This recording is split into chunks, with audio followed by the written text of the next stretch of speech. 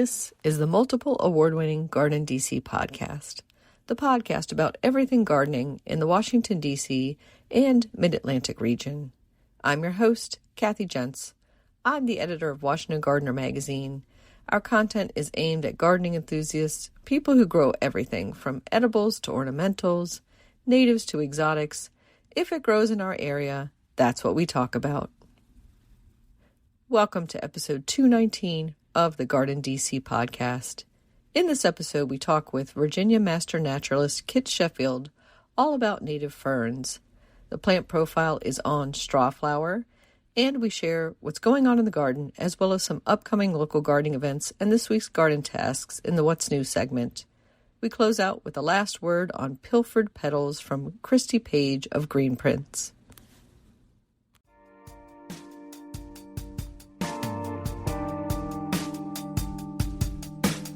This episode, we're joined by Kit Sheffield. He is a fern enthusiast and board member of the Virginia Native Plant Society's Potowmack chapter.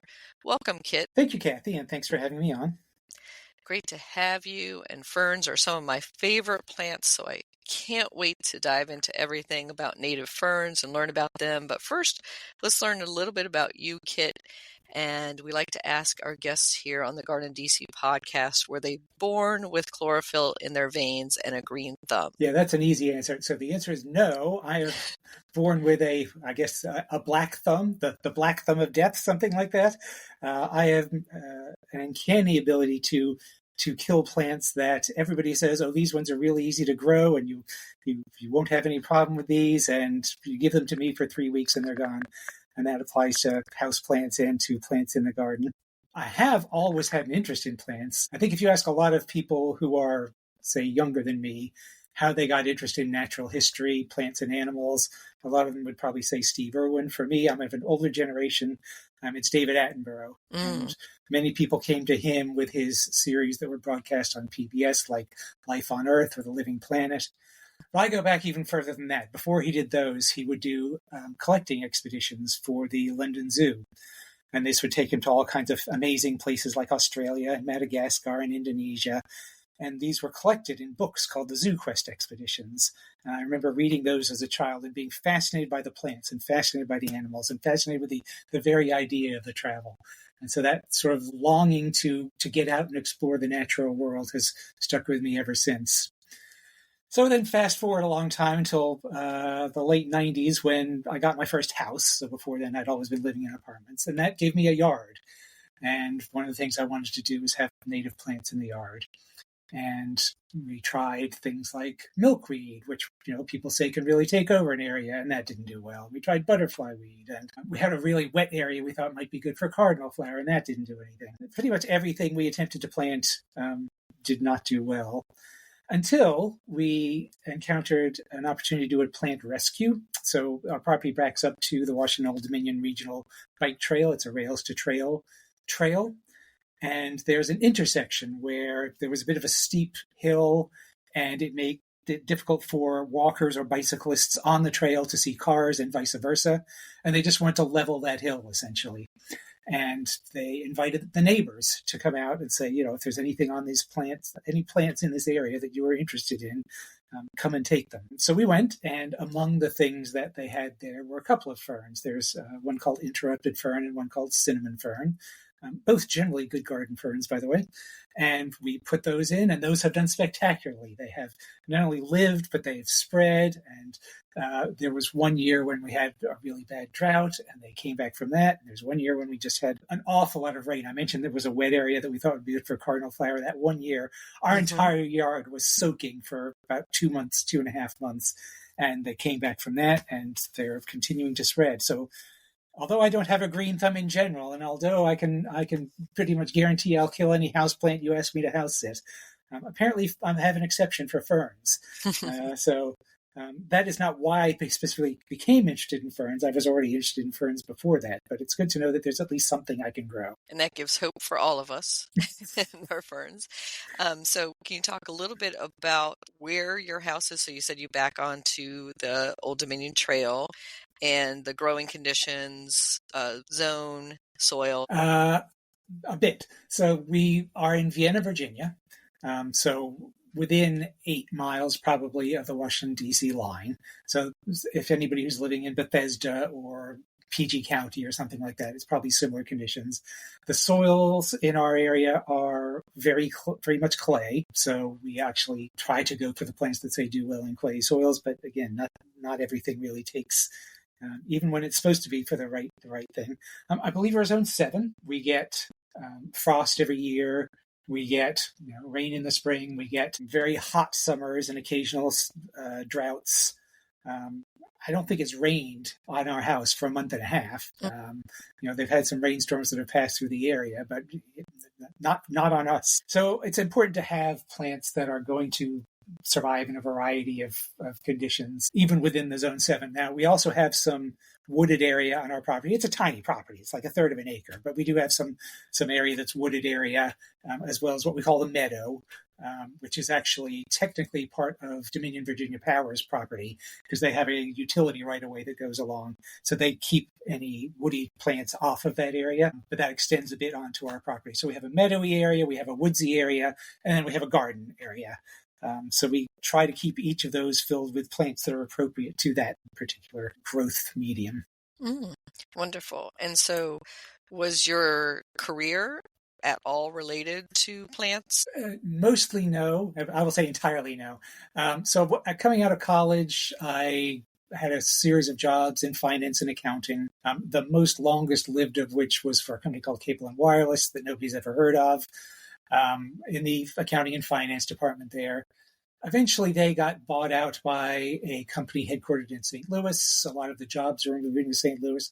I didn't want to move to St. Louis because I had to do several trips out there, and no disrespect to St. Louis whatsoever, but it seemed like there were thunderstorms every day during the summer, and every time I had to fly out to St. Louis or fly back from St. Louis, the plane was delayed, in some cases overnight. I thought, this is not probably a place I really want to be. And also, when I say it's in St. Louis, it was really outside of St. Louis in a place that had no particular, you're not going to be anywhere near the St. Louis Arch or any of the museums or anything like that. It's in a place outside the St. Louis proper, and there just wasn't much there, as opposed to living in the Washington, D.C. area, where you have the museums and you have the zoo and you have the Arboretum and the Botanic Gardens, and it's there's a lot to offer here. So at that time, I decided to look for something different, and what I ended up working for was the Potowmack Appalachian Trail Club. So there's a number of these trail maintaining organizations for the Appalachian Trail. Most of them have anywhere from 20 to a couple of 100 miles of trail that they are responsible for. The Potowmack Appalachian Trail Club is responsible for essentially from the southern end of Shenandoah National Park in Virginia to southern Pennsylvania. And they do other trails in the Washington, D.C. area as well. The trails within Rock Creek Park, for example. Many people in the D.C. area are probably familiar with the Billy Goat Trail along the Chesapeake and Ohio Canal. PATC does the trail maintenance for that as well. But I wasn't doing anything fun. It wasn't like I was out there doing trail maintenance. I was sitting at a desk. I was their membership coordinator and their IT coordinator. But at least I was doing something for an organization that had something to do with the outdoors. And PATC does have an invasive removal arm of them as well. So it's not just maintaining the trails. It's also, the trails tend to be corridors for invasive plants, because if the seeds are out there, people pick them up on their boots and they distribute them along. And actually, I mentioned we back up to the Washington Old Dominion Regional Railroad Trail. Same thing. It acts as sort of a little bit of a super highway for invasive plants. So trails, bike rails to trails, it's very important to have somebody keep an eye on those and make sure that wavy leaf basket grass is not spreading up and down the entire trail. So there are some things that PATC did that promoted people getting outdoors, promoted control of invasive plants. Again, I wasn't personally doing that, but it was nice to be working for an organization that was doing that instead of an organization that was basically making money for people on Wall Street or something like that. I stayed there for about 12 years, and that is where I retired from. So since retirement, I have I still volunteer for PATC. I am a master naturalist for the Fairfax chapter of Virginia Master Naturalists, and I have served on their board some. I lead hikes for Nature Forward, which is an organization that does a lot of environmental education. They're headquartered in Bethesda, Maryland. I lead hikes for them. I've led hikes for the Appalachian Trail Conservancy, for the Master Naturalists. Basically, anybody that wants to lead a hike, I'll probably say yes, as long as it's something I know about. So most of them have been about ferns. I've done some on spring wildflowers, which is another love of mine, and some on scientific names, which I find scientific names, people have an instinctive dislike of wanting to learn scientific names. But once you start to pick up on them, they can actually tell you things about the plants that you might not have thought of. And really, they're not as complicated as people think. You know, when you were a kid, you learned things like Tyrannosaurus Rex and Stegosaurus. Well, those are just scientific names. They're just scientific names that don't have a common name to confuse it with. So I do like to, even on my non-scientific walk hikes, I do like to try and sprinkle in the occasional scientific name just to help start people thinking about, okay, why might it have that scientific name? What does that tell you about this plant? Yeah, absolutely. And I think with Botanical Latin in particular, repetition really does help. So if you're using both the common name and the Botanical Latin at the same time and always using it, then you tend to pick it up. Agreed. And of course, it used to be much easier, 20 years ago. It seemed like the scientific names were more stable. But there has been so much reclassification, moving things between one genus and another, moving things into different families. It used to be you could say, okay, the scientific name's not going to change. And that's why it's great to learn it. But now they do change. And it's another challenge for us to try and keep on top of that. So true. But, learning keeps you active and keeps the brain working. So yeah, keep us on our toes with those changes. And I feel like, of course, it's the more genetic research that's being done, the more they're figuring out those family connections that weren't known before. So they keep recategorizing things. Maybe everything will just be lumped in one giant category at the end, I think. It's very interesting when people start talking about this. It's almost as if they resent it. Like they don't want things to move around, and they blame science for moving things around. But to me, it's you want things in the right place. You want to know the actual familial relations between things. And actually, it's not all DNA testing. There's also better understanding of the fossil record. There are cases where they find something that clearly is a common ancestor of these two things, and to have them in separate families doesn't make sense. And so we mentioned that you're on the board also of the Virginia Native Plant Society's Potowmack chapter. So let's talk a little bit about that. So the Virginia Native Plant Society, I have come to relatively recently. I've been a member of them for quite a while, but I have come to them as a board member relatively recently. They do something that I really like, which is that they promote the use of native plants for everybody. So in your gardens, if there's somebody doing a road project and they have to put some foliage back in, promote using native plants there, which for years, companies, homeowners associations, et cetera, have not really been clued into that idea. And they do so, of course, as a nonprofit. They're not trying to make money by selling you native plants. They have a propagation garden at Greenstream Gardens Park in Northern Virginia, where they grow all their own plants. They do propagation, some of them to actually take plants home and propagate them in their garage until they're ready to bring out and put a plant in the propagation beds. And then they do sell them, but they're selling them in a way that basically the cost that they have to raise these plants and to do a few other things, maintain a website, things like that, are basically the plants are paying for that, but no more. Nobody's getting a salary out of this. Nobody's making money from it. It's the main goal is get people to have native plants in their heart, give them education, tell them what, they're really good about. If somebody has a question, this is what my yard is like. This is what shade I have. What's a good plant to have here? They're very good on that level of education. They also promote this by buying a lot of books about growing it with native plants, planting with native plants, pollinator plants, etc. And again, reselling all those, but at cost. So again, not making any money off these, but just being another outlet for people to come across those books. So, something that I face all the time is invasive plants. And I don't want to bring this down by beginning to get too much into a talk about invasive plants. But the more people can use the native plants in their garden, that's one less opportunity for some non-native plant to escape and become the next invasive plant in the area. Yeah, and I like what you're talking about with the trails. being a corridor of introduction of invasive plants, because I think it would be any disturbed edge area is really it. And of course, a trail is all edge on both sides. So that's really promoting, again, introduction of invasive plants, and then people can pick it up on their shoes, bring it home, and of course, vice versa, as you said.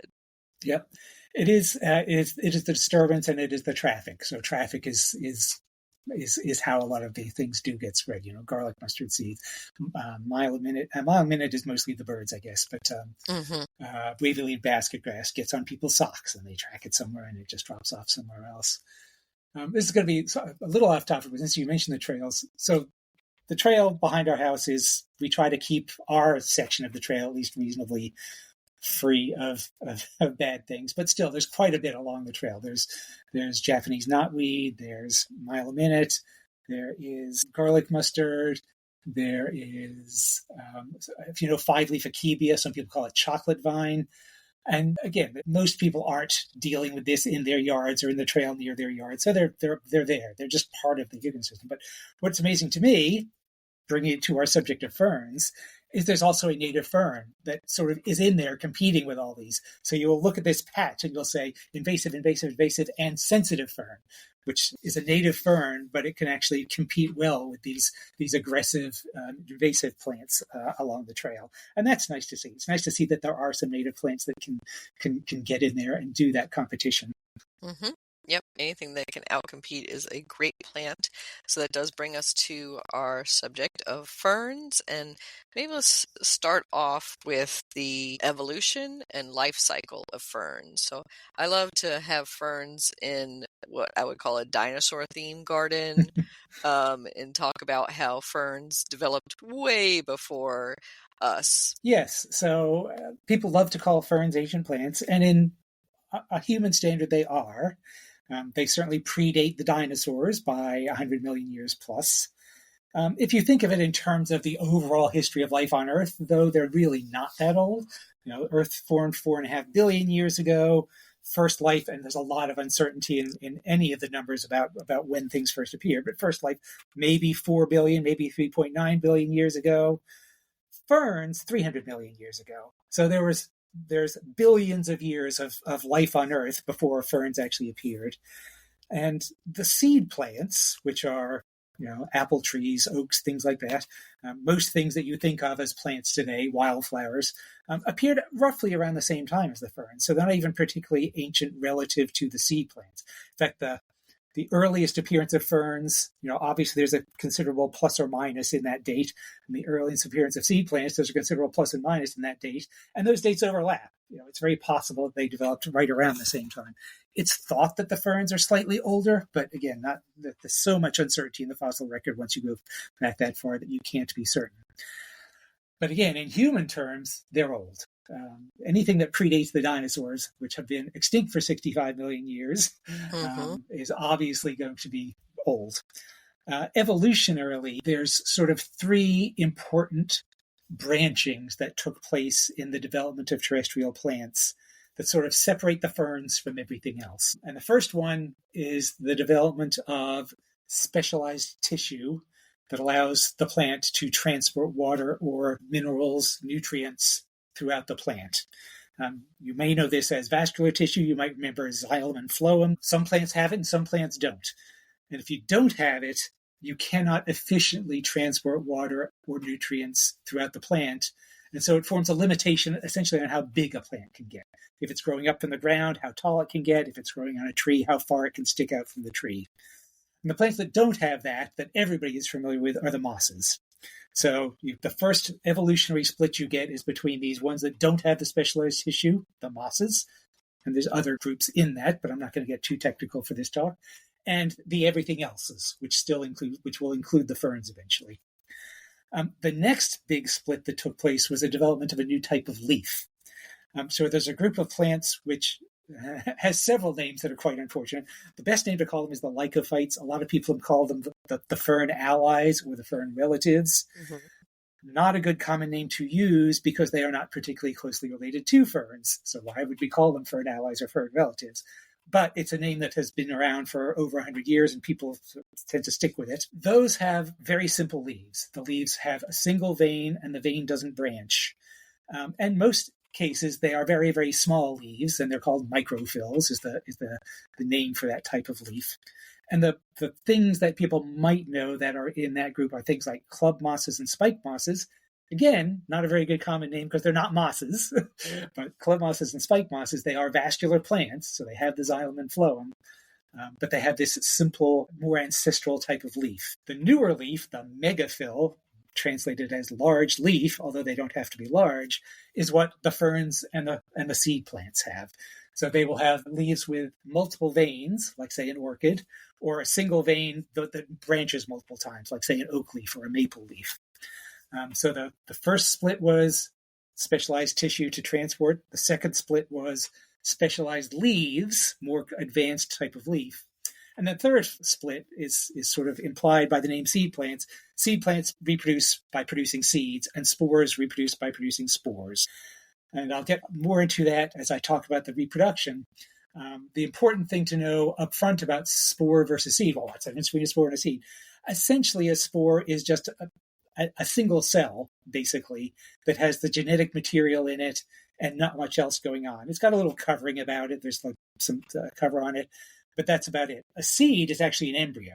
Fertilization has already taken place. It's actually been able to start dividing and differentiating, and it can be packed with this big supply of food. If you think of an acorn, it's basically there's an embryo there and it's got a big supply of food.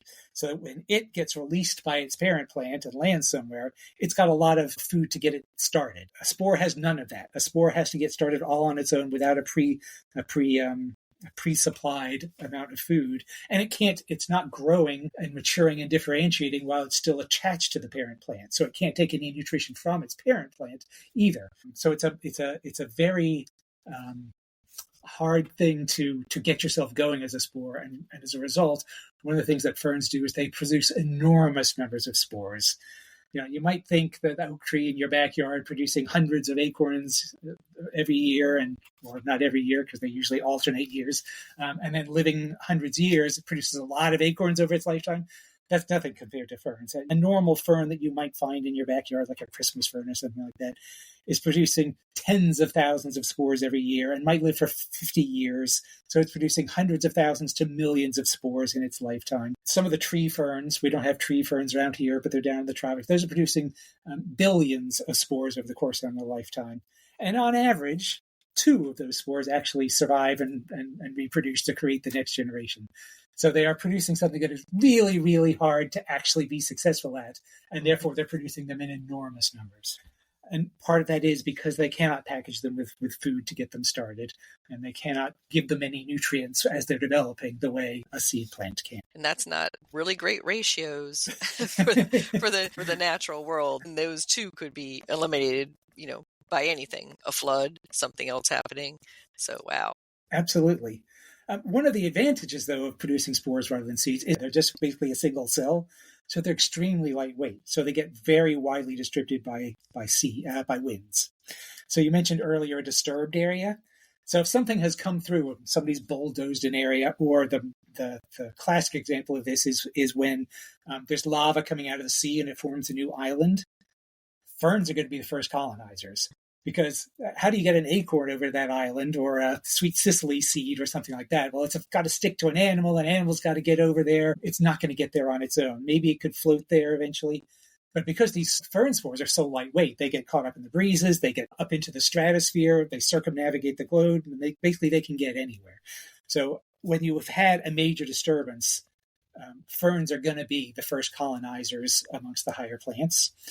You'll get lichens and things like that also, which also have very lightweight distribution methods. And basically for a while, that's all you'll have is ferns. And then eventually some seeds will make it there by some other mechanism and then start to compete with the ferns. And a couple of times in history, we've had major extinctions. I'm sure you know, the one that killed off the dinosaurs, basically wiped out a lot of plant life as well. And the whole earth was essentially a disturbed area. And what you see in the fossil record when you look at the records of pollen versus the records of spores is what's called a fern spike, where the number of spores suddenly jumps enormously relative to the amount of pollen being deposited.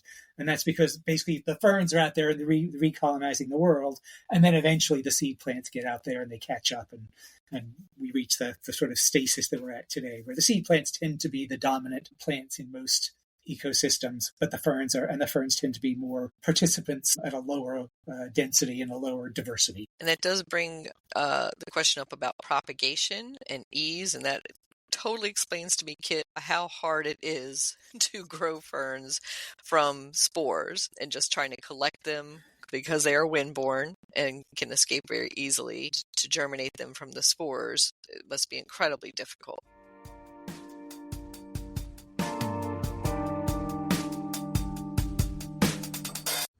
GardenDC will be back after this short break. In the book The Urban Garden by Kathy Jensen Terry Spate, you'll find dozens of inspiring and creative ways to grow flowers, shrubs, vegetables, herbs, and other plants in small spaces and with a limited budget.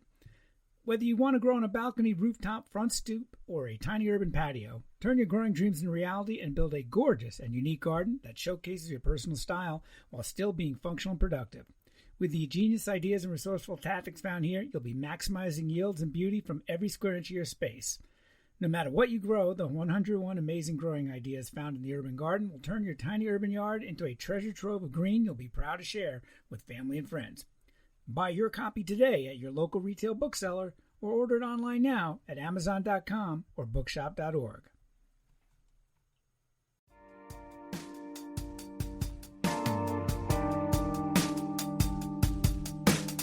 You asked me about the reproductive life cycle. Mm-hmm. One of the good things about ferns is while they do sexually reproduce, and I'll talk about that in a second, they're also really good at asexual reproduction. So just as like an apple tree, you might be able to take a cutting and plant that and have that grow somewhere. A lot of ferns have a rhizome, so it's an underground stem that the leaves come out from.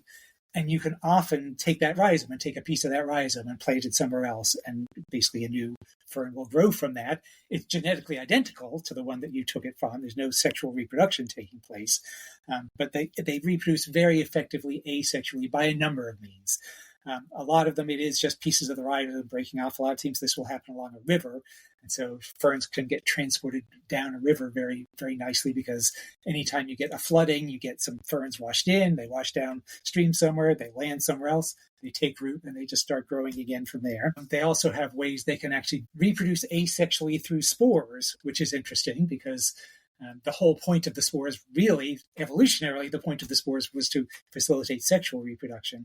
But there are some ferns that have ways to prevent essentially the division of the chromosomes at the last step before the spores are produced. So you get a spore, which is actually genetically identical to the parent plant. And that can be wind transported and land somewhere else and grow. And there are a lot of ferns that are hybrids, that are actually sterile hybrids and cannot reproduce sexually, but can still produce these sort of double the amount of chromosomes that are supposed to have spores and still spread themselves through spores. Many people are probably familiar with Boston ferns. And Boston ferns have leaves on them, and then they have these things that look like leaves with no leafy tissue on them. They just look like sticks almost coming out, but they're green. And they may give the plant kind of a messy look. A lot of people who like Boston ferns in their house, they'll trim those things off. Those are stolons, and what those will do is if you actually put that Boston fern outside, and one of those stolons actually reaches the ground, it'll sprout from there, and another fern will grow up from there. And others will grow little bulblets, like basically a little rolled up leaf on the underside of one of their leaves. And that can then fall off and roll downhill and land somewhere else, and that can grow. So there's lots of ways that ferns can be propagated asexually. And a lot of places that sell ferns, that's what they're doing. And that's great. You don't want them collecting them for the wild, but because they are relatively easy to propagate just by cutting off a piece of them and planting it somewhere else, that is a good way to keep them going.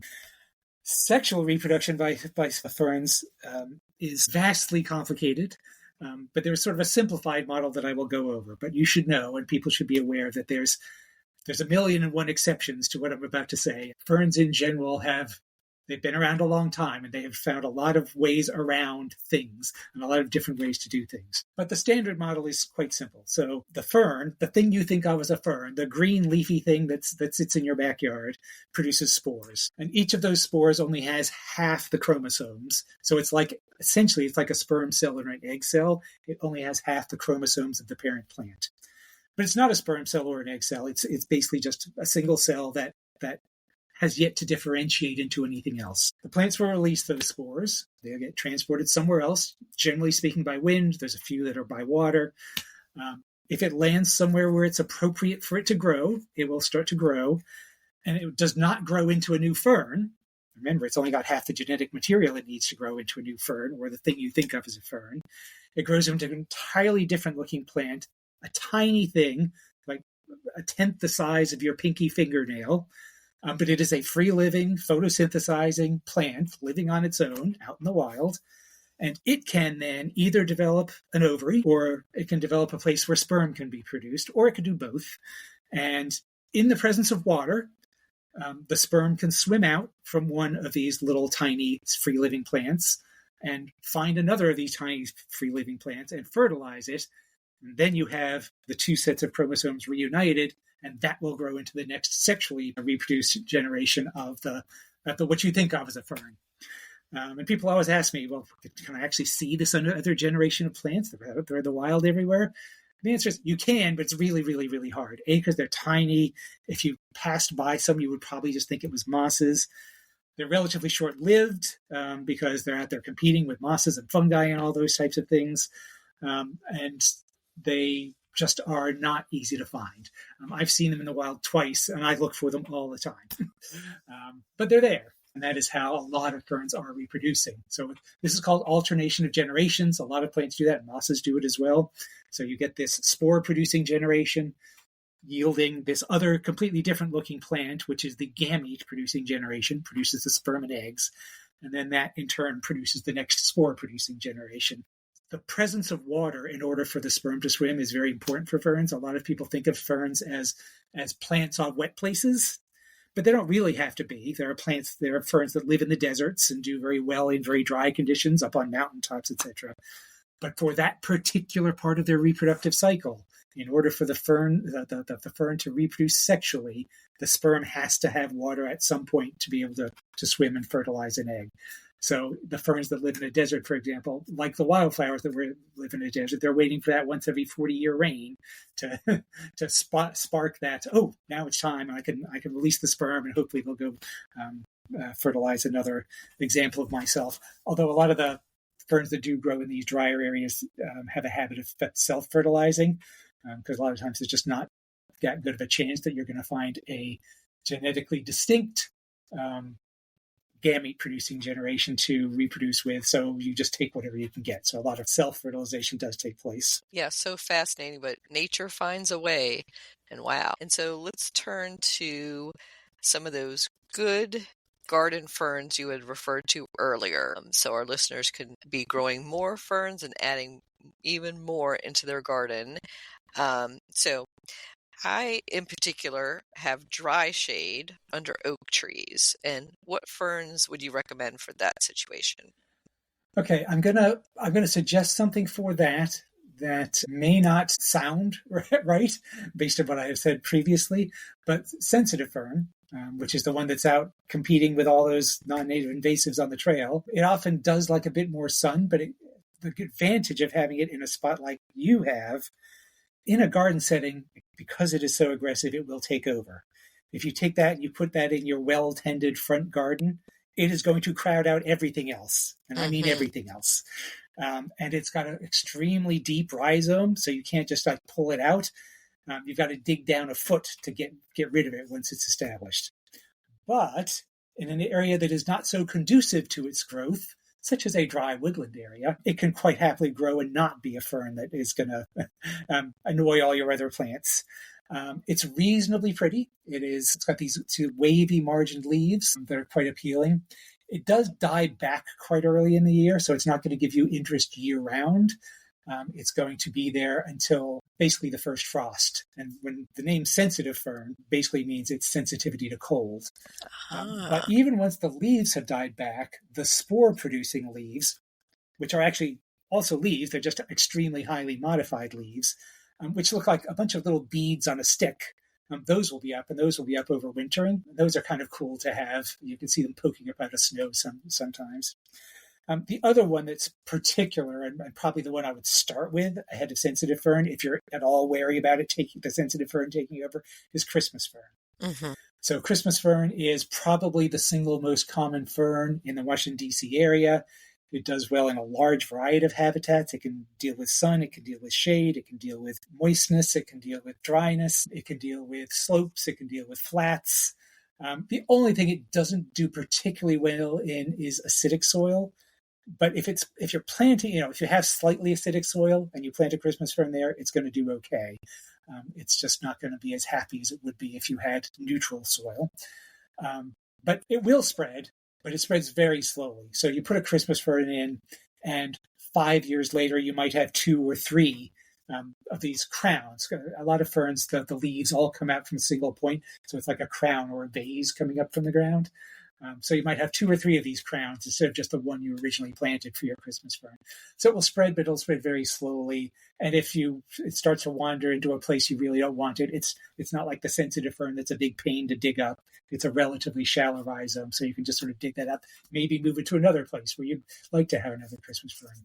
It is evergreen also, so it sort of gives your yard that visual interest year round.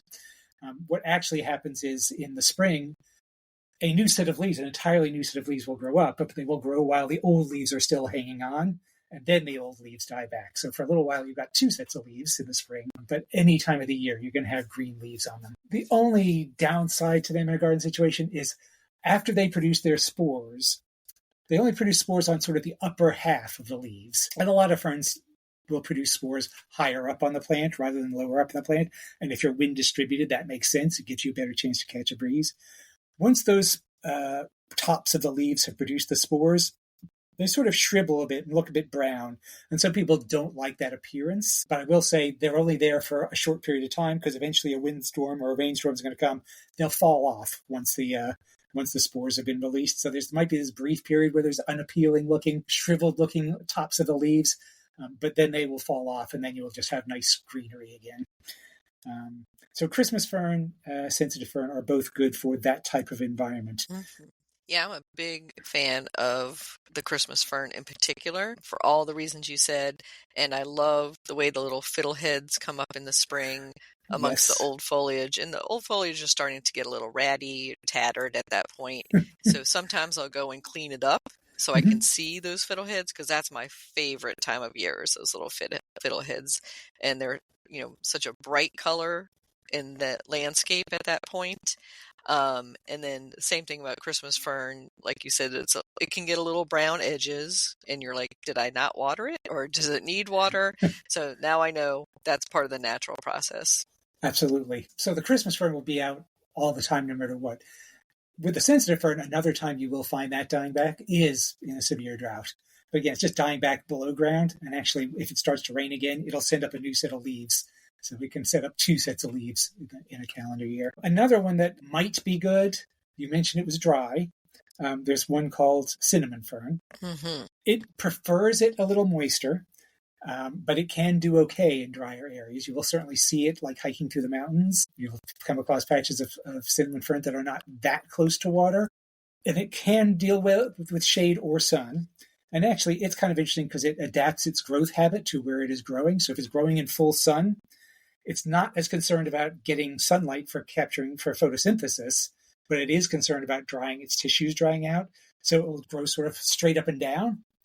If you take that exact same plant and plant it in the woods, well, now it's more concerned about catching light and less concerned about drying out. So it will grow with the leaves sort of laid back and spread out. And so it can have 2 different looks depending on whether it's in a very sunny area or a shady area.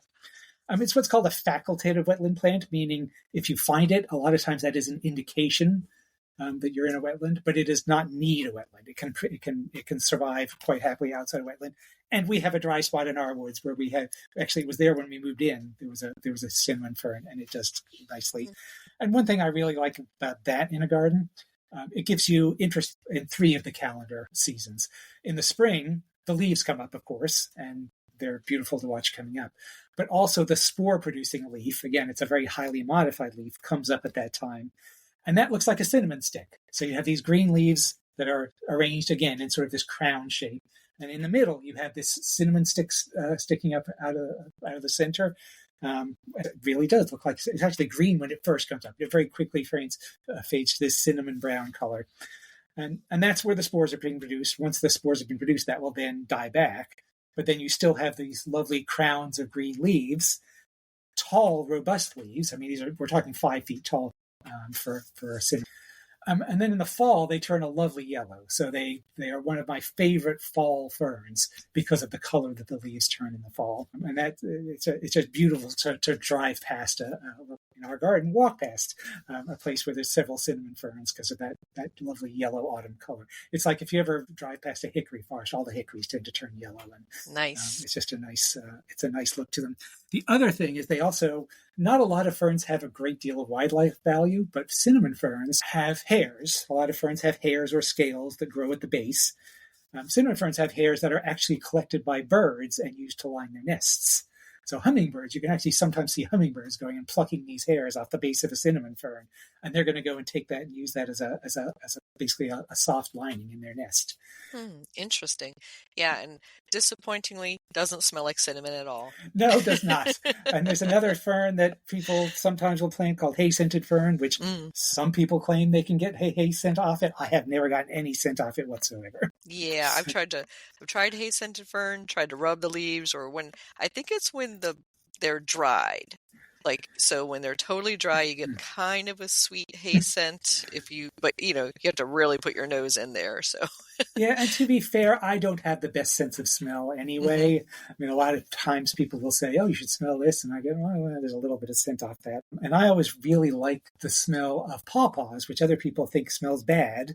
Maybe just my sense of smell is weak enough that I'm not getting the full whiff of it. The full brunt of the fly carrion scent for that. But yeah, so mostly we're not growing ferns for the scent because they're not a flowering plant in that aspect. But you mentioned the wildlife benefits, and so we should talk about the fact that one of the great things is they're fairly deer-proof. Yes, and a lot of people ask about that, like, why don't the deer eat the ferns? And the answer is, the same as other plants, they defend themselves. So a lot of ferns do produce things that either make them toxic or bitter, so that deer just aren't going to like eating them, or if they do eat them, they're just not going to feel very good. They also tend to be not very nutritious. So if a deer has a fern here and something else there, it's probably going to get more nutrition out of eating that something else. So in a starvation situation, yeah, a deer would probably take some bites of that fern. But if there's something else around, it's going to be more appealing, most likely, than eating the fern. Some ferns are carcinogenic, and there are some ferns that people collect the fiddleheads. So those early spring, when the leaves first come out of the ground, they're coiled up into this spiral shape, a fiddlehead shape. There are people that eat those, but there are people that eat ones of species that are known to be carcinogenic, which doesn't stop people from eating them, but I wouldn't eat them. It's probably similar to the diet soda studies that you probably remember from the 70s and 80s, where you have to drink 600 cans of soda a day to replicate the amount that they're doing in the tests. But still, why eat something that might be carcinogenic if you don't need to eat that something? One that is not known to be carcinogenic is actually ostrich fern, and that is most commonly the one that is sold commercially. If you ever see cans of fiddleheads, chances are it is ostrich fern, and so you're probably safe enough eating that one. It's pretty rare in our area. It's a state rare plant in Virginia. I'm not sure what the status is in Maryland. In Virginia, it's an S1 plant, which means 5 or fewer known populations in the state. And that's because we're basically the southern end of its range. It's a common northern plant. If you go hiking in Vermont, you see ostrich ferns everywhere. It's like Mhm. dominating the understory in some areas, but it's pretty rare where we are. But if the places where people tend to harvest and can and sell those is northern areas like Vermont. Interesting, because I've seen a lot of ostrich fern use in local gardens where they have wet spots. And that's, of course, where the deer decide to bed down because it's nice and soft and a little colony there. But again, rare in the wild, but I think as a cultivated plant in a garden, it can be almost aggressive. So that is absolutely true. So I have ostrich fern in our yard, which we actually got at a native plant annual meeting. I think the Maryland Native Plant Society annual meeting as a raffle gift, and planted it out back. And yes, it is spreading and reasonably aggressively. Certainly much more aggressively than the cinnamon fern or the Christmas fern. Not as aggressive as the sensitive fern, though. So it can do very well once you get it established. Remember, the fern has the two parts of the life cycle. It's got the thing you look at and you think is a fern, and you've got the gamete producing generation. The gamete producing generation does not do well in our area. So that's why it has trouble reproducing sexually. And are any other good gardening native ferns that you can think of? Yeah, so a close relative, same family as the cinnamon fern, is one called interrupted fern. It actually looks quite a bit like cinnamon fern. However, instead of having that cinnamon stick that comes up from the center of the plant where the spores are being produced, the spores are produced on some of the leaflets of the plant, and there are ones in the middle. So whereas most ferns tend to produce the spores high up, they actually produce them in the middle. And that's the name of the word interrupted fern, comes because you have these regular green leaflets at the top, then this interruption where the spores are being produced, and then regular green leaflets down at the bottom. The great thing about that, and if your yard is a little too dry for cinnamon fern, that would be an alternative for you because it does very well in drier areas. So if you don't quite have enough moisture for cinnamon fern, interrupted fern gives you a lot of the same benefits. It doesn't give you the lovely cinnamon stick, but it gives you a lot of the same benefits as the cinnamon fern does. Another one is lady fern. Lady fern is another one that will spread, but only very slowly. It does quite well in shady areas. In fact, if you get too much sun, it's probably not going to do so well. It is what I call, there's various degrees of laciness in ferns. There's some ferns that the leaves aren't divided at all. It's just a simple leaf. And there are some that are like a Christmas fern. It's like a leaf that's been divided once into subleaflets. And then there's some where the love leaflets are then further subdivided and so on. So this is sort of how lacy is this fern. Lady fern is a very lacy looking fern. So it's a very pretty fern in the garden situation. A lot of times, not always, it will actually have a red petiole. That petiole is often referred to as a stipe in ferns, but it's basically a leaf petiole. And that is kind of interesting too. You get the red stipe, the red petiole, and the green leaves of the lady fern. And it's a fairly, like I say, it's non-aggressive, but once you've established it, it doesn't need any tending whatsoever. It just does its thing and comes back year after year after year. So that's always very nice. And then if it's too sunny for that, you could consider the hay-scented fern, which we mentioned earlier. That is definitely a sun-loving fern. It is a lot of times if you're hiking in a wooded area and you come to an open field and it's littered with ferns, that's going to be hay-scented ferns. And it's sort of limited to that area where all the sunlight is. And if you go further into the woods, then you're going to start seeing those lady ferns, or you might see one called New York fern, which is another one that is fairly nice in a garden situation that likes the shade. But if you have the sun, hay-scented fern is definitely a good one to look for. It might be a little too aggressive for some people, so one you might want to keep an eye on. But on the other hand, the places you might put it are usually going to be flat places, so you can usually just mow it down if you don't like where it's going. Yeah, and I totally agree on the lady fern being, I think, the prettiest of the native ferns in that aspect of the kind of filigree type foliage. And that's one that I keep trying, Kit. I keep trying and try to just get it in a place with a little extra moisture if I can. But it is so beautiful that I'm just growing in a big container at the moment.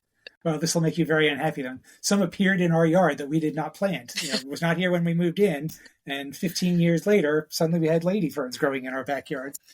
It's usually not that hard of a plant to grow, so I'm surprised you're having that difficulty. But yeah, I would suggest try it in a couple of different spots. Try it. Once it's there for a couple of years, you should not need to do anything to it. A lot of ferns are very vulnerable when they're young. But once they're storing energy in their rhizomes, their underground roots, basically, and once they've got enough energy stored down there, they can survive even 2 or 3 bad years in a row and just come up the following year. Good to know. I'm going to keep trying with that one. And so as we're wrapping up, we talked about ferns being deer-proof. There are ferns that love the sun, ferns that love the shade, wet and dry ferns. Are there any fern issues? So as far as disease or fungal issues that people should be looking out for? The short answer is no. There are invasive ferns.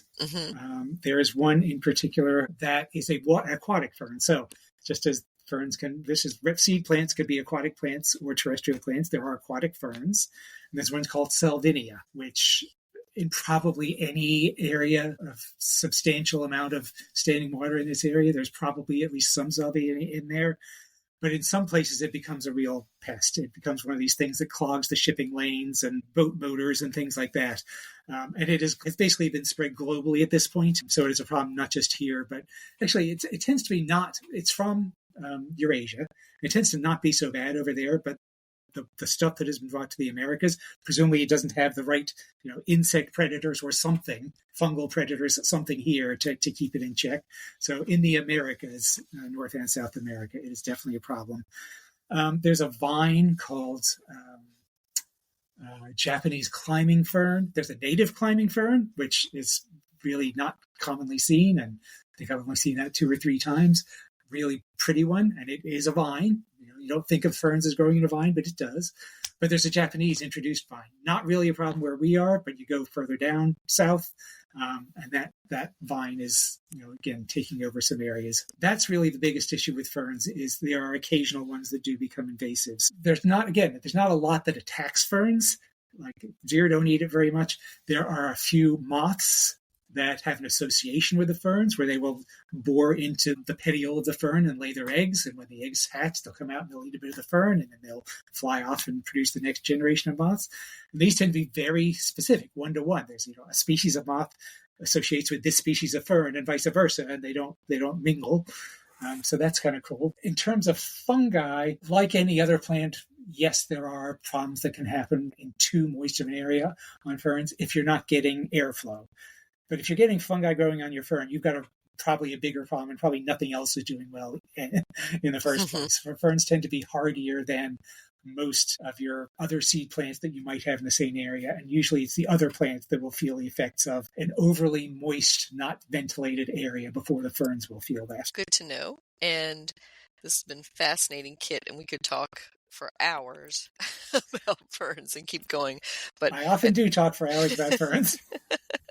So that is a great thing to know for our listeners. So how can they contact you to find out where you might be giving these talks or leading fern ID hikes or anything like that?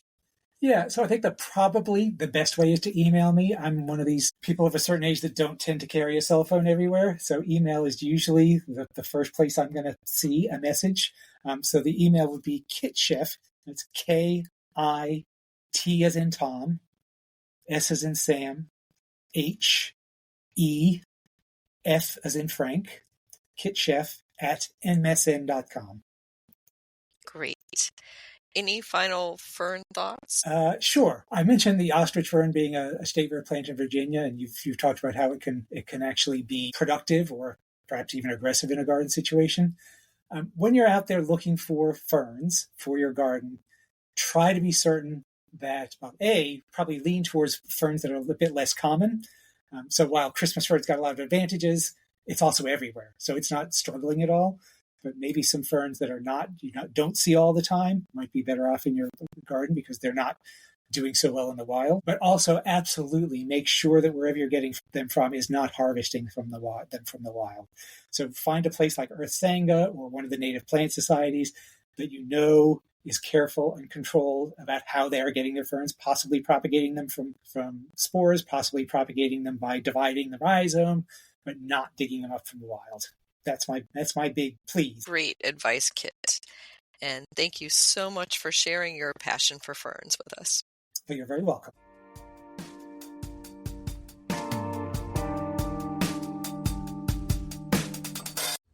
GardenDC will be back after this short break.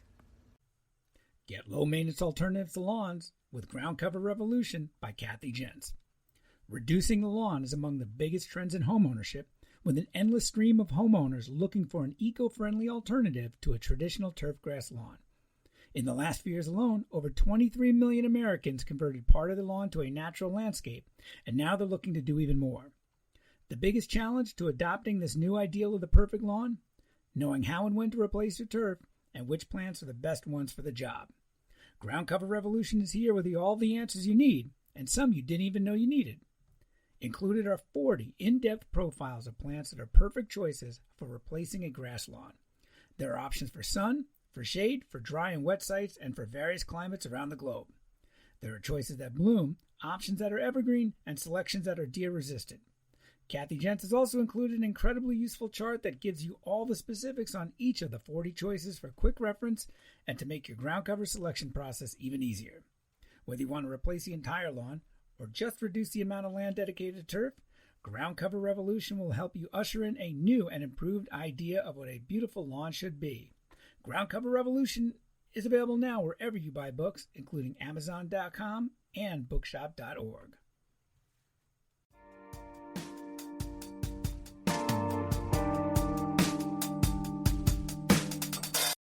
Strawflower plant profile. Strawflower, Bracteantha bracteatum, is also known as everlasting flower. It blooms from late spring until frost in a variety of colors: yellow, orange, red, pink, and white. It is a short-lived tender perennial that is native to Australia and grown in our region as an annual. It is hardy to USDA zones 8 to 10. Planted in full sun and average to dry, well-draining soils. Once established, strawflower plants are heat and drought tolerant. These long-lasting flowers attract bees and butterflies. They are also deer-resistant. Pinch plants when young to promote more branching and more flowering. Continue to deadhead them throughout the growing season for continuous flowering. Strawflowers are ideal as cut flowers and in dried flower arrangements, as they keep their petals and coloring well. The new Granvia series from Suntory Flowers has been described as a supersized strawflower and is one you might want to grow. Strawflower, you can grow that.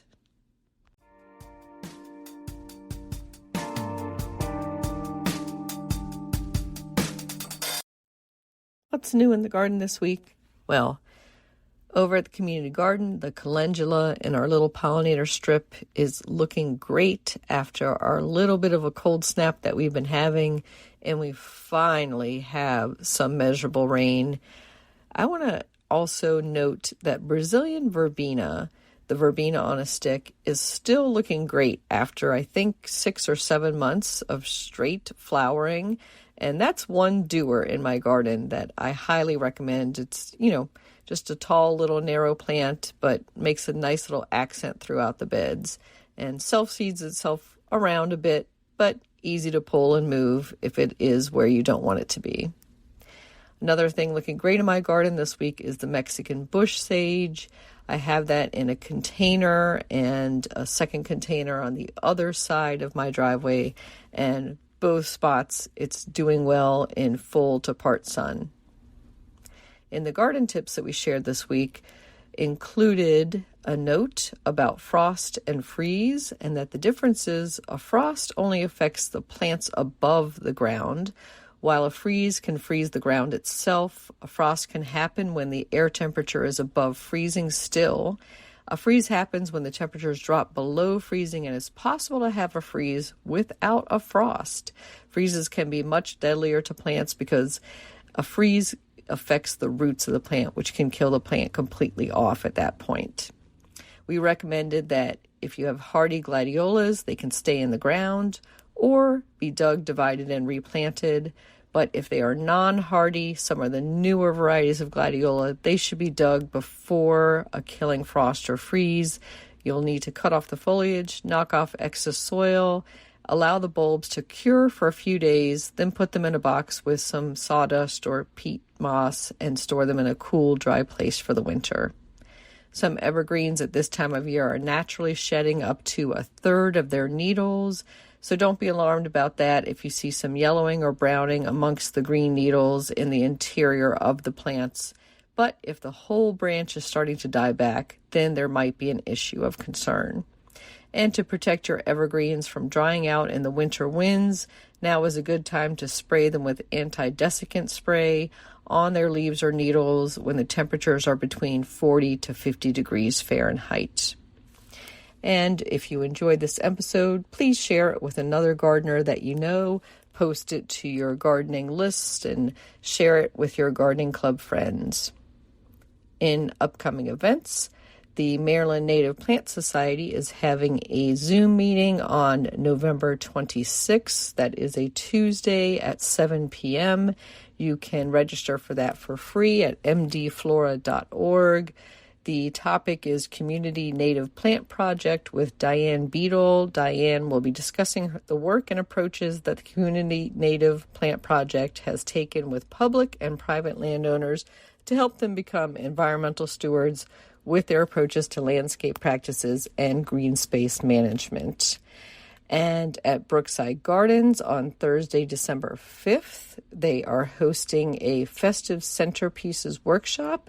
The fee for that is $55, and that is at 1:30 p.m. in the afternoon in the Brookside Gardens adult classroom. Make a long-lasting, beautiful centerpiece using fresh greens and pine cones. The centerpieces will include a candle and seasonal decorations. Fees include all materials for 2 centerpieces.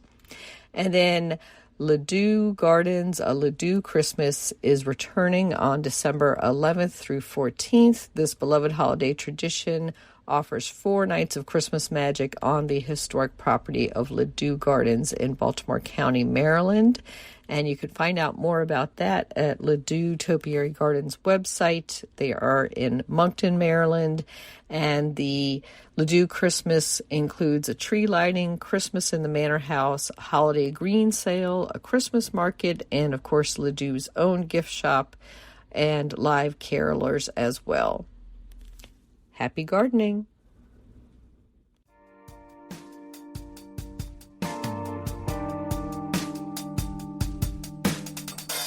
This is The Last Word by Christy Page at greenprints.com with Pilfered Petals, A Tale of Greed and Gardens, a story by Diane Parker.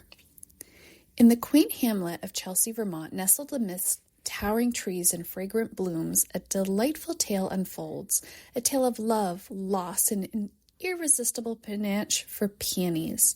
When my mother passed away, her spirit found solace amongst the petals of her beloved blooming peonies. Now 28 vibrant plants grace my garden, each one a testament to her memory. Yet the shadows cast by towering trees threatened to stifle their bloom.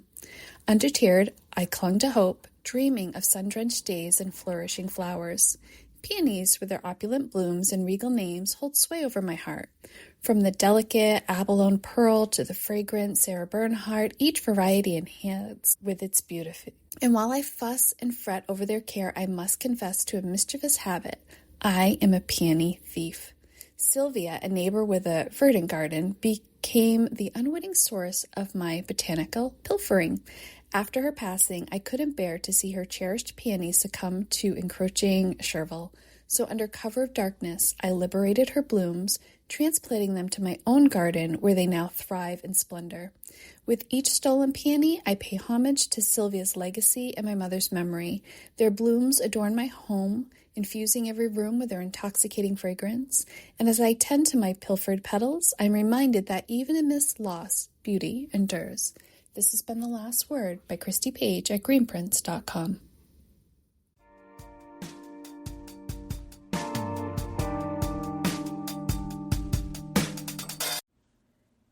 Thank you for listening to GardenDC. You can become a listener supporter for as little as 99 cents a month by going to the supporter link in our show notes or directly to podcasters.spotify.com/pod/show/GardenDC/support. Another way to support this podcast is to subscribe to our monthly digital publication, Washington Gardener Magazine. To do so, go to WashingtonGardener.com or WashingtonGardener.blogspot.com. You can find Washington Gardener on social media at WDC Gardener on Twitter or X, Instagram, and Pinterest, and on Facebook at Washington Gardener Magazine. And be sure to leave us a 5-star review on your favorite podcast platform. Please take a minute to share us on social media with hashtag GardenDC so other gardeners can find us too.